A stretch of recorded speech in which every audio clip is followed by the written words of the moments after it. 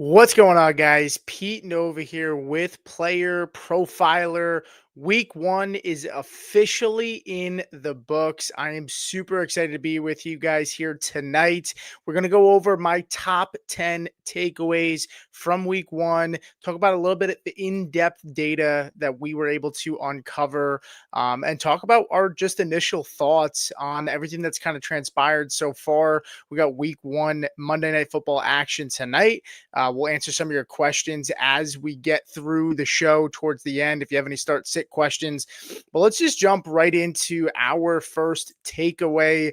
Running back health is back, right? There were no notable injuries to running backs this week. Pretty much stayed rather healthy and super encouraging, because when you look at the wide receivers and the tight end positions, there were some injuries that were suffered. Nothing super major outside of Xavier Worthy. Xavier Worthy suffered the dislocated shoulder in week 1. Andy Reid came out today and said, I know Xavier is the big question right now. He's rehabbing and working on his shoulder. We'll see where it goes. He's day to day here. Jeff Mueller on Twitter shared that once you kind of go the surgery route, there's no going back. So going the PT route for Xavier Worthy at this point in time is a good process for the Chiefs, because again, once you do the surgery, you can't go back, and he's likely done for the season at that point. They can try to rehab him maybe for the next few weeks to see if it gets any better, instead of having to go that route. But I would not expect Xavier Worthy to be back in action anytime soon. Moving on to some of the other injuries, Jalen Waddle left the game with a shoulder injury, expecting him to suit back up this week. Chris Olave, just quarterback malpractice. We consistently see Chris Olave come in and out of the lineup this week, and it's just becoming a theme for Chris Olave. No matter what quarterback is under center, he took some tough shots this week. Garrett Wilson, took a shot to the ribs. I think he's going to be fine. Puka Nacua in and out of the game this week as well. Drake London's an interesting one. We'll see if he's ready to go this week. Seems like a mild shoulder injury, was not in for the last 2 drives of the game. Some are likely expecting him to be back by week 2, but I'm not sure he's going to be 100%. Brock Bowers goes out with the knee injury. Said he should be fine, just precautionary. And then, of course, you have Evan Ingram, who also goes out with the calf injury. He's week to week, and be completely honest with you, I'm not expecting Evan Ingram to play this week. Maybe he comes in, but ultimately, I'm not expecting him to play this week due to his injury history. And I don't know. We'll see if he gives it a go. But those are just the injuries. Running back stayed relatively healthy this week, which was a really encouraging sign, and kind of bucking the trend from last year where we saw running backs really stay healthy, right? We saw a comeback for the running back position. They stayed healthy. And, a lot of the other injuries like wide receiver were the ones that got banged up the most. Moving on to our next takeaway. Running back opportunity share, right? We saw some guys this week see very, very large roles in their offenses. Chase Brown, number 1 when it comes to opportunity share this week, 92.3%. We had 7 running backs this week with 81.8% or more opportunities on their offenses. Kyren Williams was number 2, and the Kyren Williams thing, it seems like a trend every single year, every offseason. We're expecting Kyren Williams to, lose time to, Jarquez Hunter and Blake Corum, and those guys nowhere to be found this week. Kyren Williams, number 2 on the week with a 90.9% opportunity share. So super encouraging there. Tony Pollard, number 3, no Tajay Spears. He sees 90.5% opportunity share.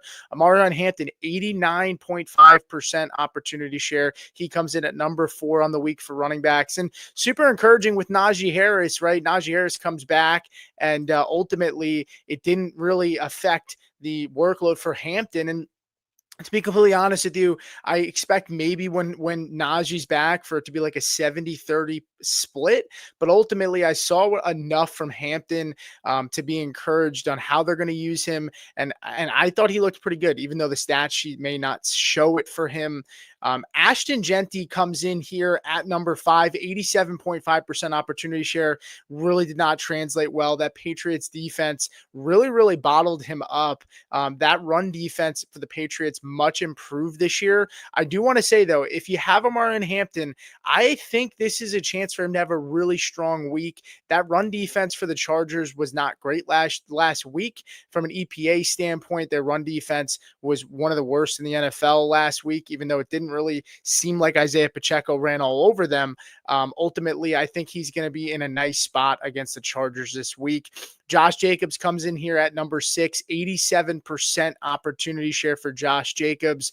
Not a surprise at all. I mean, you have Marshawn Lloyd, who's dealing with the injury. Then you have like Emmanuel Wilson. It's not really much else there. And Josh Jacobs is going to continue to be the bell cow back that you drafted him to be. Bucky Irving, 81.8% opportunity share. This one is interesting, guys. And the reason I say that is because, look, Rachaad White coming off of the injury, I think it was expected for Rachaad White to not necessarily start off really hot, right? Start off with a ton of touches, a ton of opportunities. And Rachaad White really did not see much, right?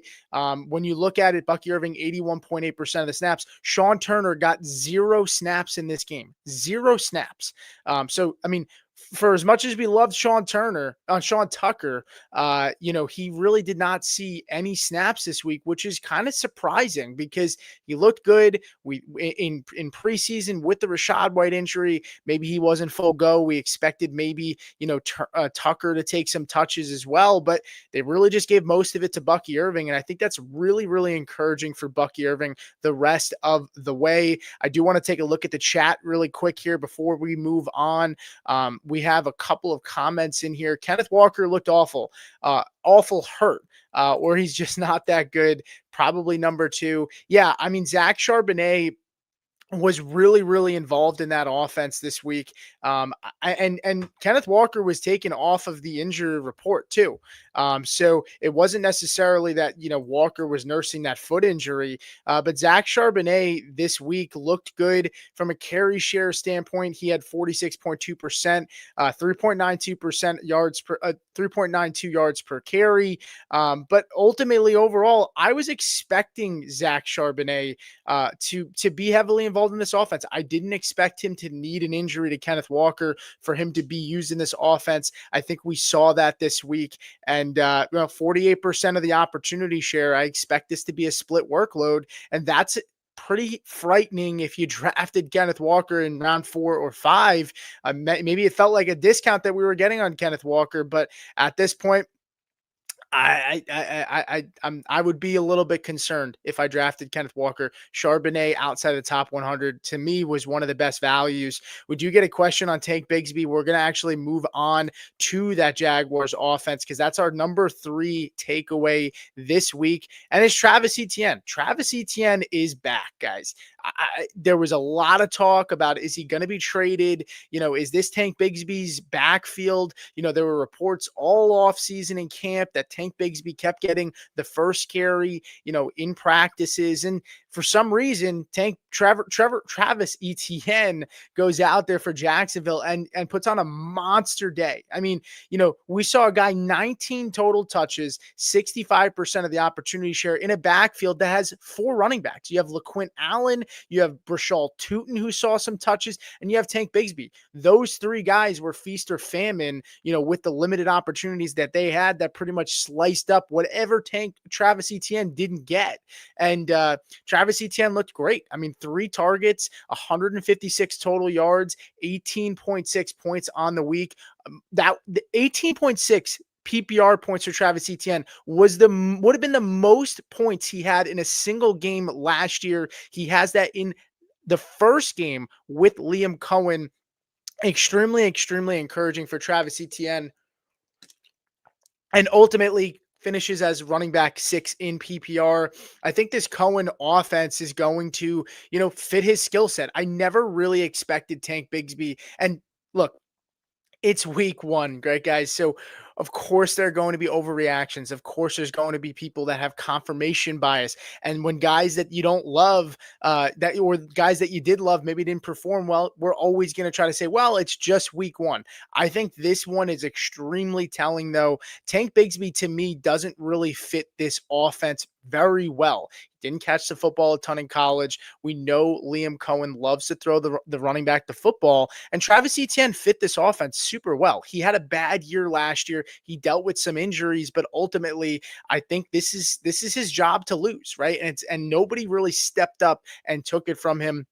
I think Brashal Tootin can be involved later on. I think LaQuint Allen is also a guy that maybe people were hoping Tootin could be and eventually will be, but don't sleep on LaQuint Allen. He could also work his way into that role. Travis Etienne is going to be a guy this year. I really, really think so. And it's super, super encouraging, especially if you got him at a really nice discount, which, again, just like Zach Charbonnet, Travis Etienne, ended up being a guy that goes outside the top 100.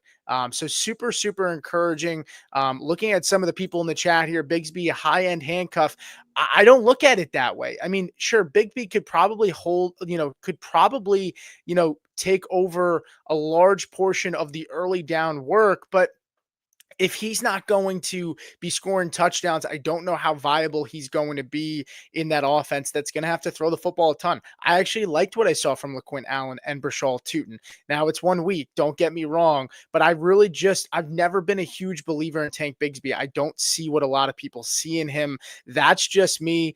We're going to continue to roll on here. And guys, like I said, we're going to answer some questions as we roll through. And then at the end of the show, I will answer any maybe start sit questions, waiver wire questions you have before we get off. Maybe have questions about Monday Night Football as well. I will get into that as well. Moving on to number 4, Egbuka is here to stay. I say that, and it feels like the most obvious thing in the world after the performance that we saw, right? Leading up into week one, every single thing that the Tampa Bay Buccaneers did this entire offseason was red flags for Chris Godwin, right? You have Jalen McMillan, who is now hurt. He's not coming back for a few weeks. You have Chris Godwin, who's not coming back for a few weeks. Right now, it's Mike Evans and Emeka Egbuka, and Emeka Egbuka looked like the number 1 target in this offense for week one. 6 targets, 20% target share, 76 receiving yards, 2 touchdowns, including the game winner. Baker Mayfield went to Emeka Egbuka at the most important time of the game. Not Mike Evans, Emeka Egbuka. And I'm not saying this because I think Mike Evans is dead. I don't think that. I know the Podfather thinks Mike Evans might be dead, or at least has hinted at a little bit of the decline. And I think there's a little bit of decline coming too for Mike Evans. But Emeka Egbuka looked phenomenal. It was probably one of the easier calls this year. It's only week one, don't get me wrong, but it's very hard to ignore.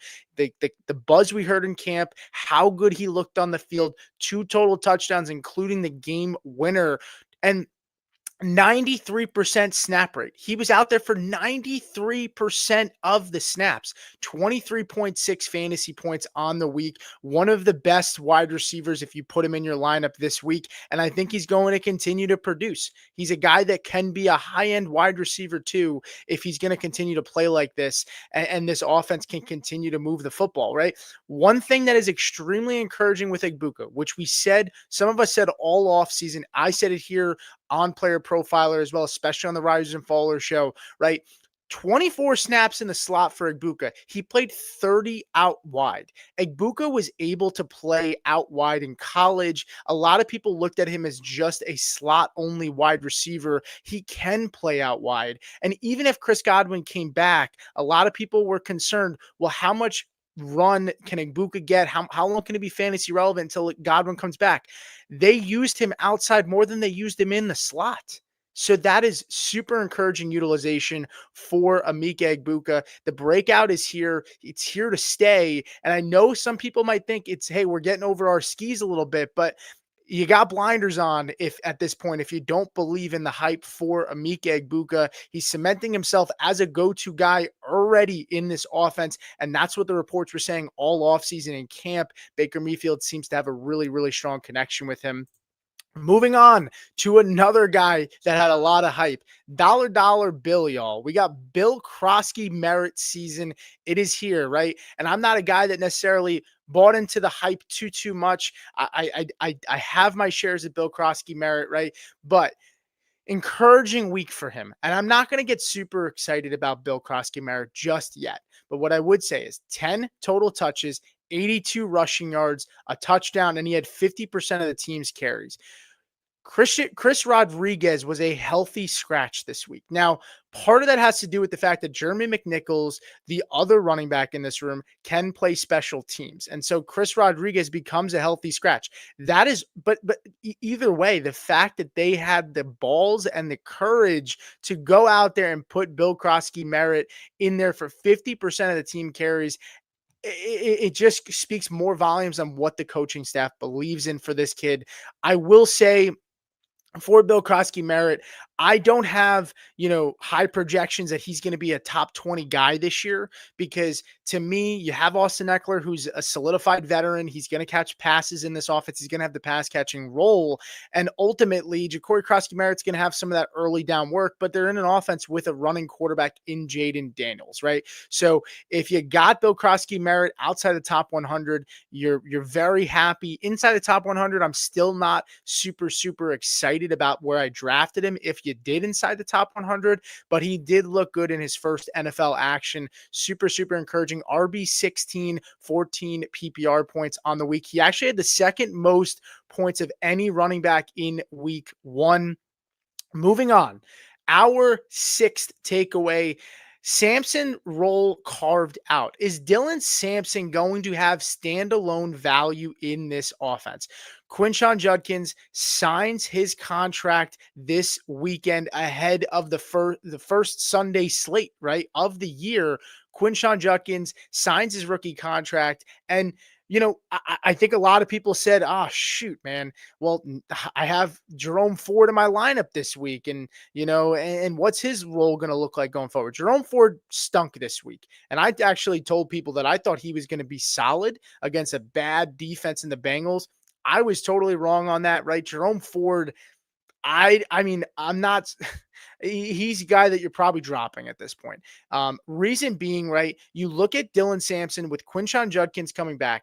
Dylan Sampson, rookie RB1 on the week, RB9, 17 PPR points. He led the Browns running backs in attempts and receptions this week, 66.7% opportunity share. He touched the ball 20 times, 8 receptions, 8 targets, 64 receiving yards, 12 carries for not a lot, right? I think I have 39 here. I actually think it was 29. I will get back to on that, but it was not a very good day for him on the ground running the football, but that didn't matter. Yeah, it was 29 yards rushing, but overall, Dylan Sampson looked phenomenal, right? And with Judkins coming back, I do believe Dylan Sampson can have standalone value. And this is a Browns offense that, look, I don't think they're going to be super exciting, but they're going to throw the football a ton. And if Dylan Sampson can be a receiving back in deep leagues, he can have standalone value.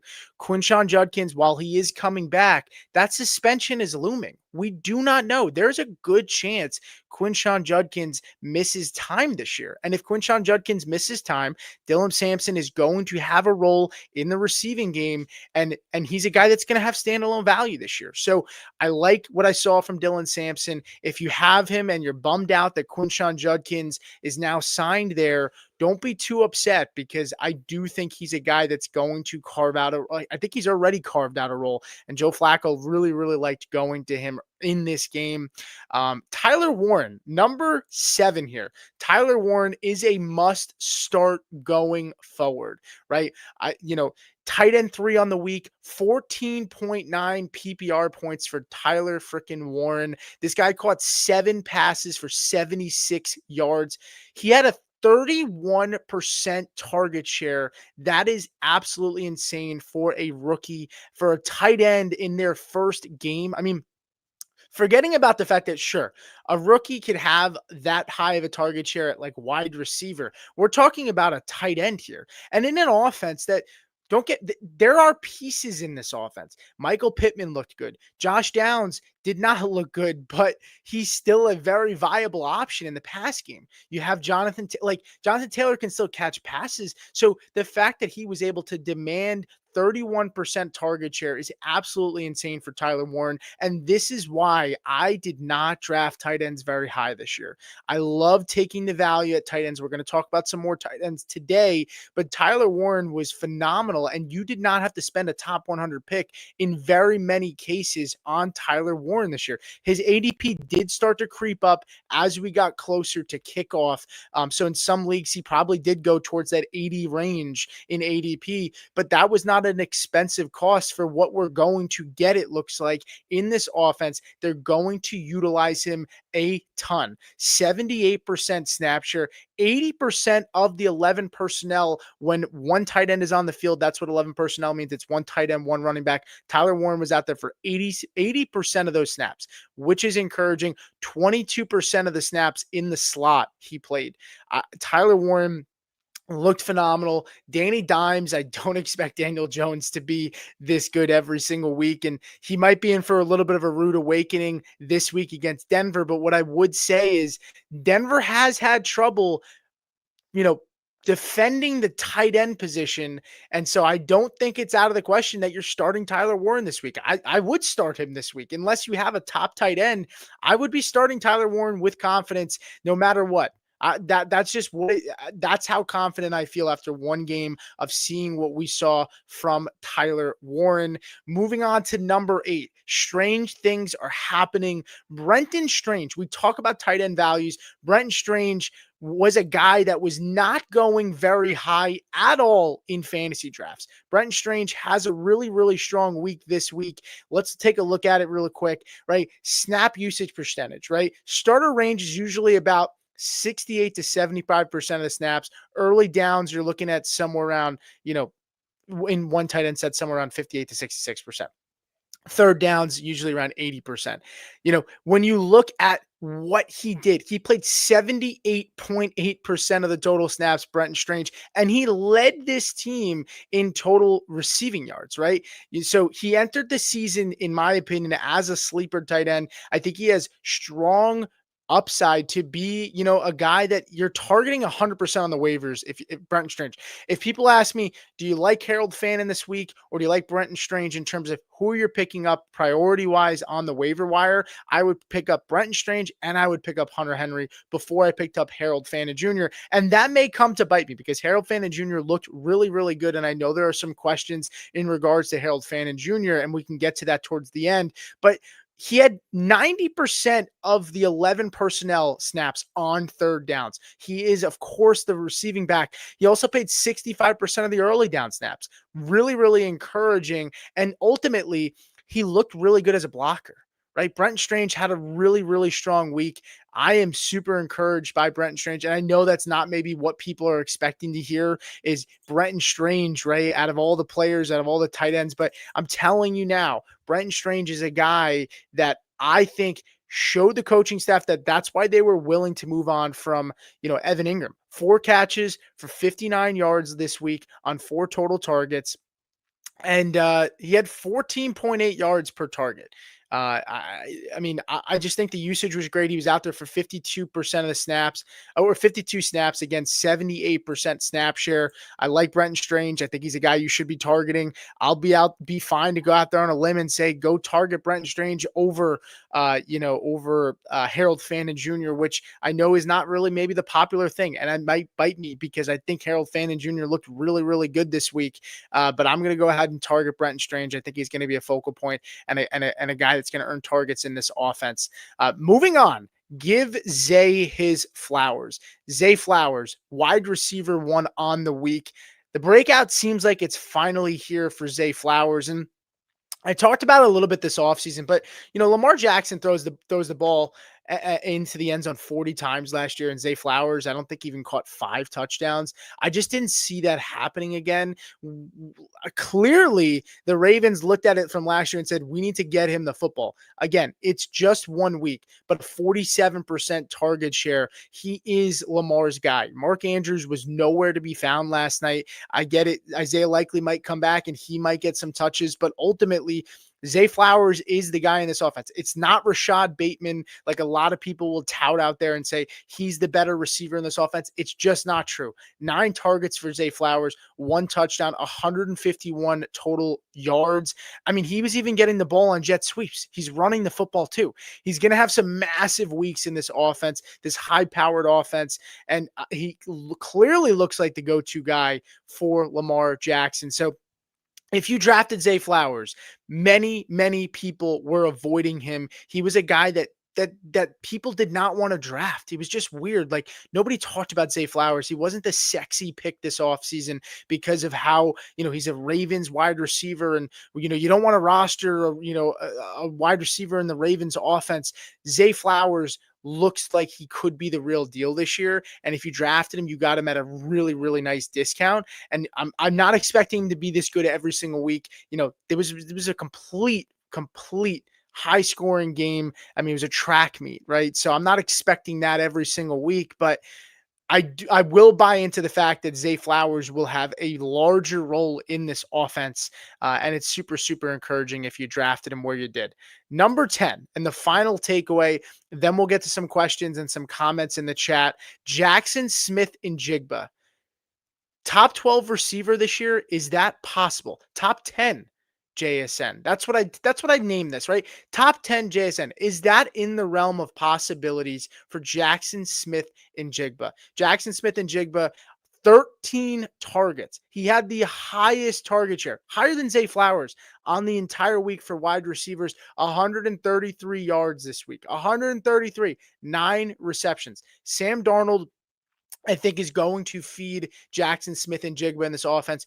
Cooper Kupp, nowhere to be found in this offense, right? I'm not going to say that it's going to be like this every single week and he's not going to have a role and all that, but Jackson Smith-Njigba is going to be the guy. People were a little bit concerned about his price tag.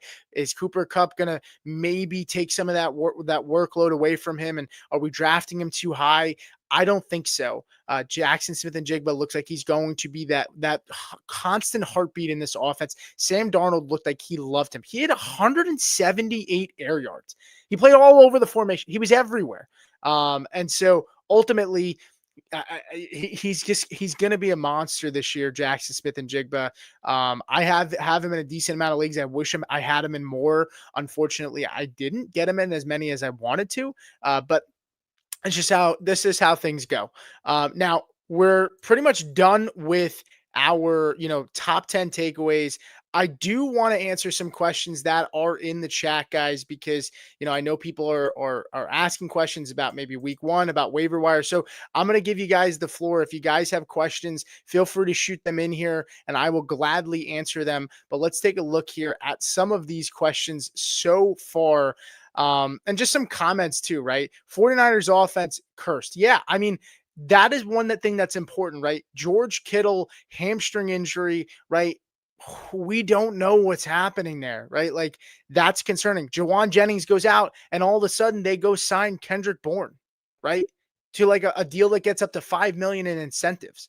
They don't do that, and to me, unless there are concerns that maybe Jennings goes out for longer. Maybe that Jennings injury was real. I actually don't remember. No, I didn't look at exactly what happened to Jennings. I don't know if it was the same exact injury, but ultimately that, the 49ers are CMC being the healthiest guy is insane. And the fact that CMC also had like 30 plus touches in that first game after people were scared that he might not play just goes to show CMC is going to be the RB1 this year if he is healthy.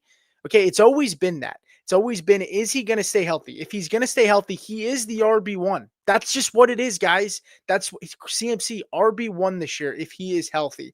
But that's the biggest thing. Are you going to be comfortable to ride that roller coaster with Christian McCaffrey all season long, right?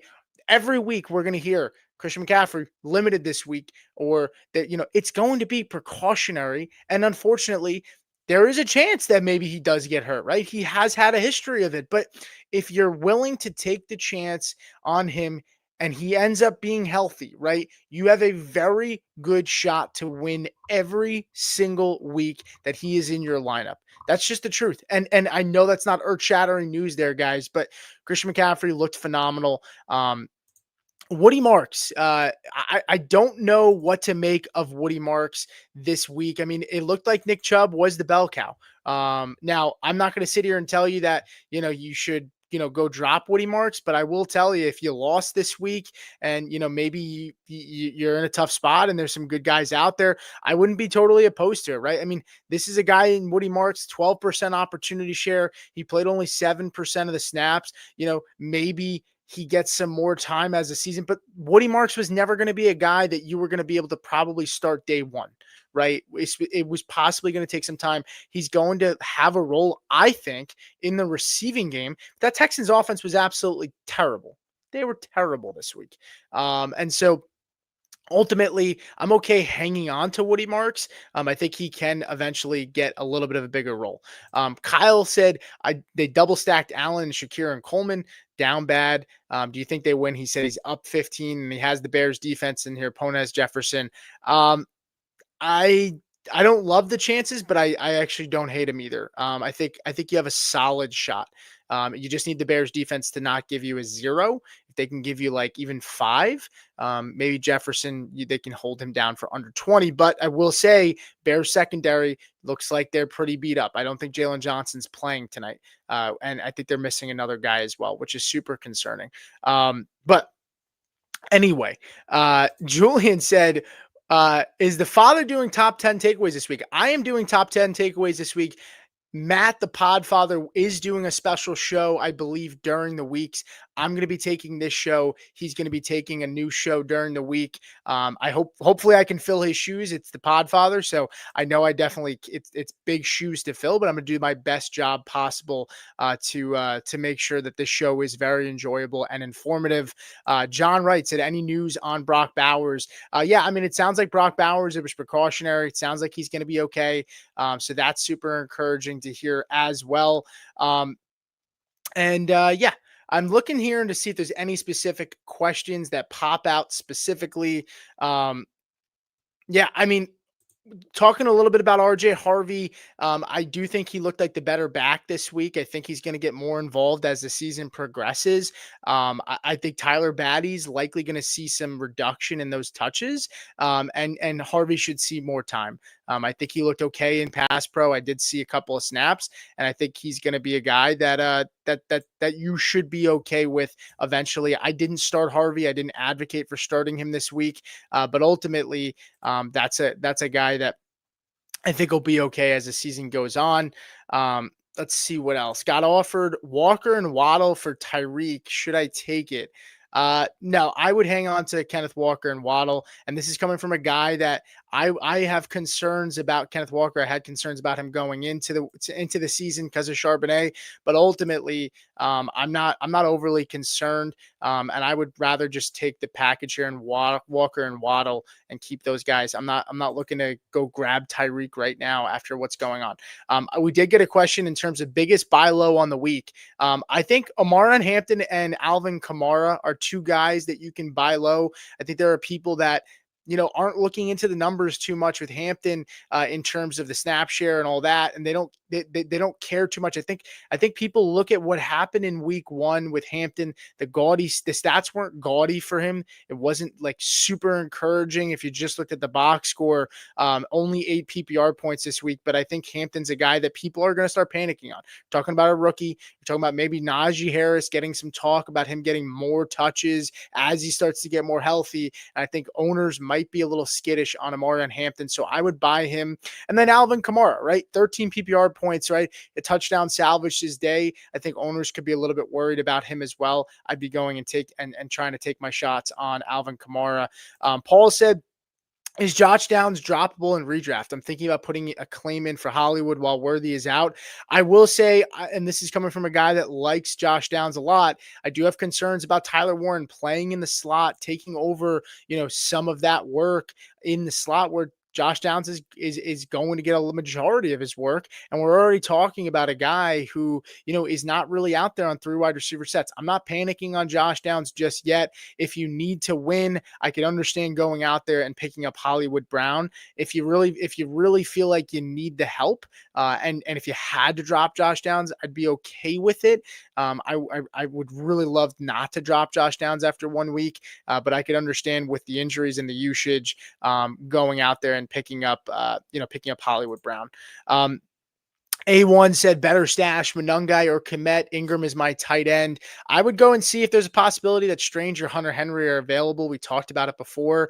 I don't want Cole Kmet. I really don't want him at all. I would say Monangai is the stash. It seems like that offense really likes him. We're going to see how it goes tonight, but I think Monangai is the guy that solidified that RB2 role, and he should have that. He should have that goal line work. Alfredo Barrios said, how should we feel about Waddle? He's currently on my bench. I just don't see a way I start him anytime soon. Should I drop him either for Wandale or Tillman? Not at the point where we're dropping Waddle just yet for Wandale or Tillman, though Tillman had a nice game and so did Wandale. I'm not at the point where I'm dropping Waddle just yet. I'd rather try to trade Waddle for even FAB if you have Fab in your league before I drop him. So I'm not at that point just yet. A1 said, trade Nico Collins plus a first for CeeDee Lamb. Is that an overpay second instead, or should I try not to panic on Texans offense and give credit to the Rams? Yeah, I mean, I'm going to hang on to Nico Collins in a first. If you're a contender, I could understand trying to, go and get CeeDee Lamb because I had Lamb ahead of Nico, and it is a little concerning that offensive line for the Texans is really, really bad. That might be the worst unit in the NFL. Rams defense, you got to give them props, right? They generate a lot of pressure, but ultimately there are some concerns. It could take some time for that Texans team to get going. I do think ultimately Nico Collins is going to be fine, so I wouldn't panic just yet and trade Nico in a first for Lamb. I think you're paying a little too much there. But values in the eye of the beholder, right? And so it all depends. I'm sure the dynasty manager that owns CeeDee Lamb is going to need a first if they want to move off of Lamb plus Nico. So it all depends. But I think that's going to wrap it up for us, guys. Really appreciate everybody that came out. We're going to be back next week. I'm going to be doing this every single week. If you have any questions, concerns, if you have any ideas that you want us to do during these shows, please drop them in the comments when this show does close out. We would very much appreciate it. If you like the show, once the video closes out, leave a comment as well. Make sure you subscribe, give us a thumbs up, and I'll see you guys next time.